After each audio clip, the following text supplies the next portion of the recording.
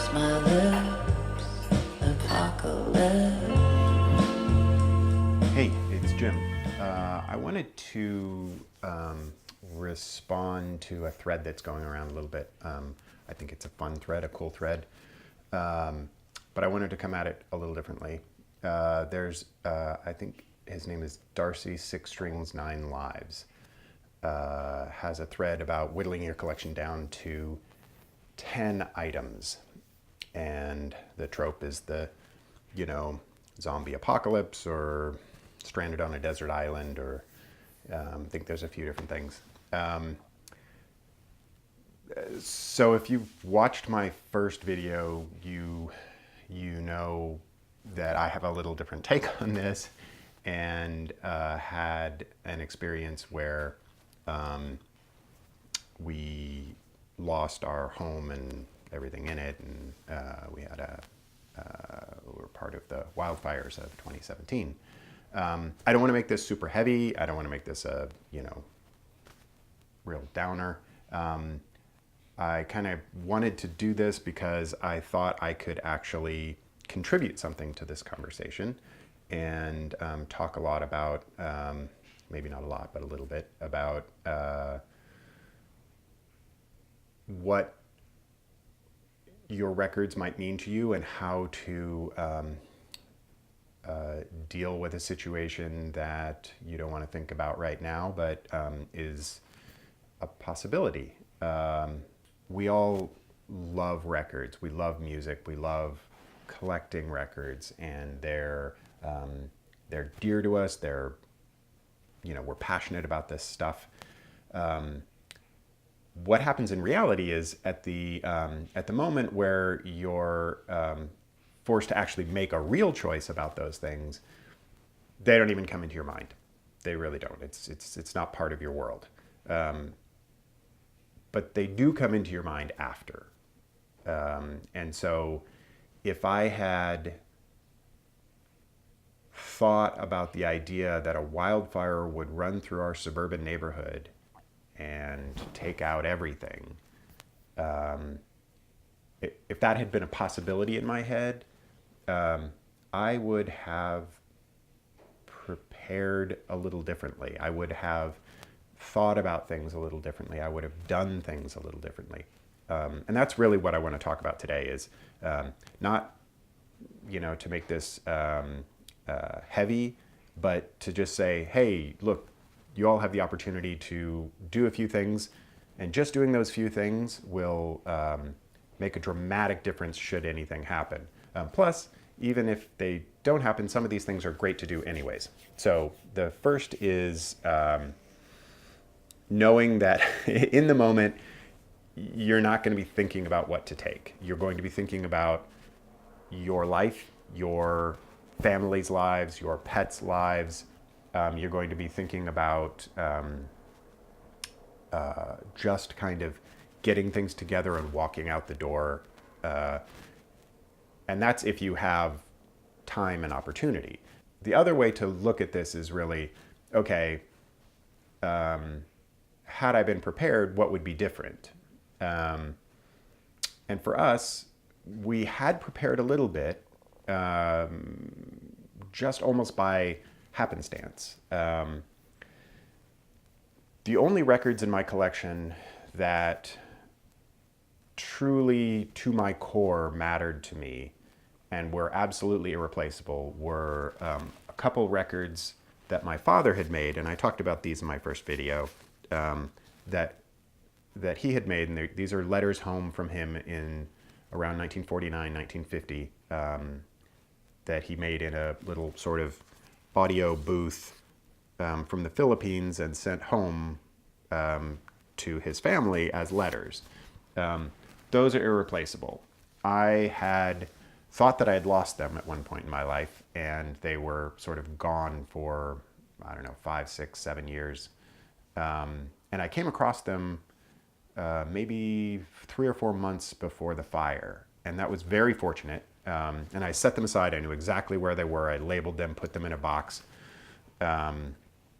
My wife had just coincidentally, a few months before the fire,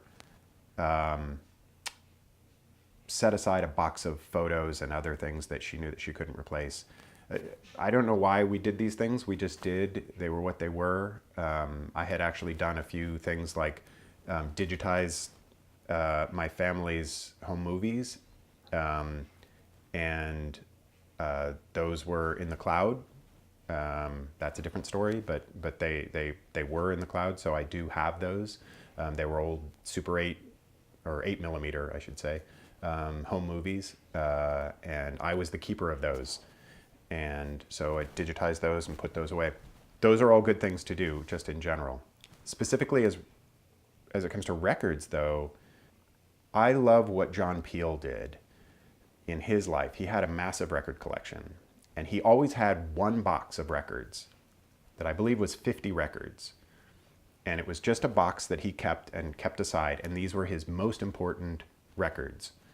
And when he passed away, there was, I don't know, there was maybe a dozen White Stripes records in there, and a bunch of other great records, first Undertones records. These are records that meant a lot to him. And that's a great idea. A box that you can just pick up that's ready to go, keep your most important records in a single box. That's a great idea. I think that's a brilliant idea. And that's physically like what you would do with records. But ultimately, any record that is physically replaceable is not worth, hunting for and taking time to do that. And that would go for 99.9% of all the records in most people's collections. They can be replaced. Which leads me to the next topic, which is insurance. If you're a homeowner or a renter and you don't have property insurance and you collect records or anything, take a look at that. It's really important to have. It's way more important to have than you think, and is everything when you don't have it. There were a lot of people that we knew that did not have insurance, especially renters who did not have insurance, and they're starting from scratch. There's not a lot that they can do to get back what they lost. So make sure you have insurance. Make sure your insurance covers your collection. That's a very different thing than just having insurance on your property, on the things that you own. Because your insurance company is going to say, okay, here's money to replace your furniture, your refrigerator, the soap in your bathroom, all of these things. And I'll get into what an annoyance all of the listing is, and getting the money is. That's a different thing. But the first point is making sure that your coverage is adequate to cover what you have. And you need to make sure that your insurance has a type of coverage for a collection, or doesn't specifically exclude collectible items from your insurance, which ours did. So any collectible item in my possession is no longer covered by insurance. So that means that records, this one's a tough one. I was a big fan of U2, and I had one of the first 1,000 numbered copies of U2 3, their first EP, and I just never really thought about it. I had it since like 1981 or somewhere around the early 80s. Never really thought about it, and after the fire, I went to go see if I could replace that, and I looked up on Discogs, and it was going for, I think there are a few copies on there right now, $4,000. Yeah, that's gone. I'm never getting that back. My insurance wouldn't cover that because it's a collectible. And so it's, they would pay me for the value of the record. So $5, $10 maybe. And not for the collector value. So make sure that your policy either does not have a limit on the collection, and that would go for things like jewelry and a bunch of other things as well, that they would exclude from coverage. And if it does have that, make sure that you get that specifically covered with your insurance agent and on your insurance. And that goes to the next point, which is document your collection. Take photographs and video of your collection as a whole so that there's a sense of how many records there are. And have a complete list of your records. You can do this with a spreadsheet. You can do this with Discogs, because Discogs can export a spreadsheet of everything that you have, which is critical because when you're going to replace things and your insurance is asking you what you had, they won't give you money unless you have a complete list. And that complete list involves, for the house as a whole, literally you list every single item in a spreadsheet that you've ever owned, that you ever owned in the house, down to, you know, books of matches and bars of soap and towels and the contents of your kitchen pantry, and you list everything in order to get those replaced because they all add up to a lot of money.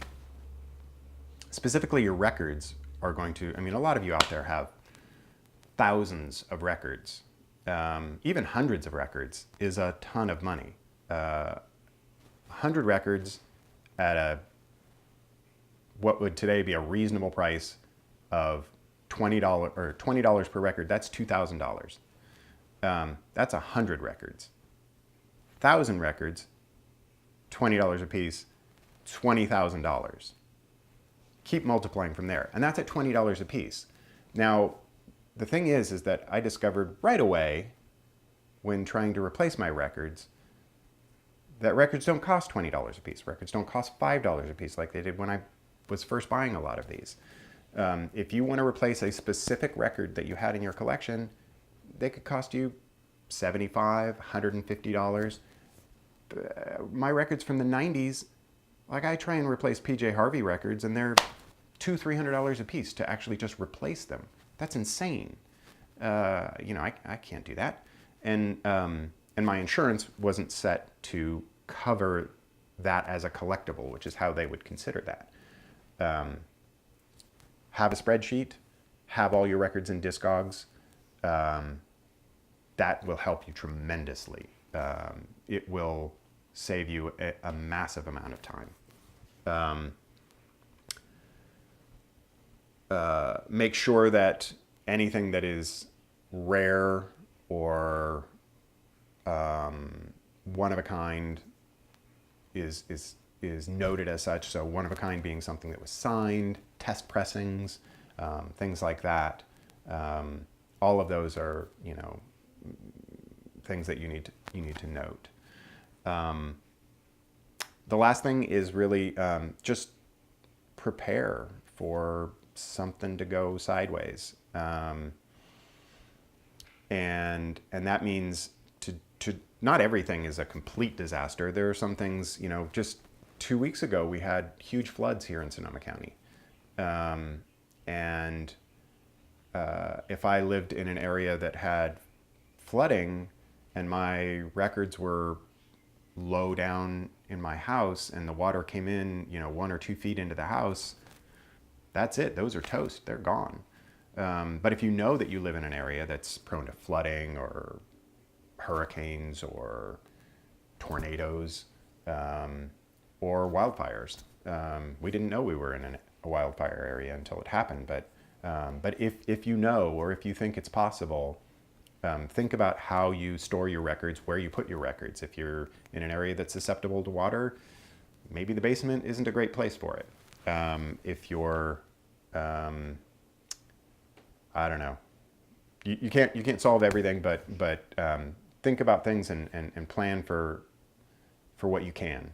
But most importantly, have insurance. Check your insurance policy. Talk to your insurance agent. Make sure that they understand what you have in your collection of records, and ask them straight up with, you know, the number of records that you have, and the cost to replace them. If you went out today and just had to go through Discogs and literally replace replace every single record you owned, what would that cost?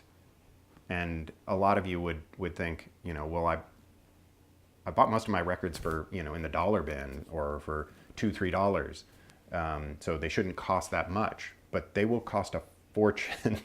Trust me. So make sure that you're prepared for that, because there's no going backwards after the event happens. So not trying to bum anybody out, but hopefully this helps kind of reframe how you might think about your collection, and to make sure that you understand that it's valuable, that it is very difficult to replace, and you want to be prepared if you should have to replace it. It could be also as simple as somebody comes in and takes them. So it's not necessarily a natural disaster. You want to be prepared for everything. And then it'll be a lot easier. And you'll also sleep better at night. Especially after watching this, you'll probably sleep better at night if you follow up on these things. Because now I feel like I'm going to worry everybody. But anyways, thank you for watching. And thank you to everybody who subscribed. And I swear I'm not going to bum everybody out next time. I will talk about records specifically, and about what I would have put into a box had I thought ahead. And it's good that you all are thinking ahead. Thanks.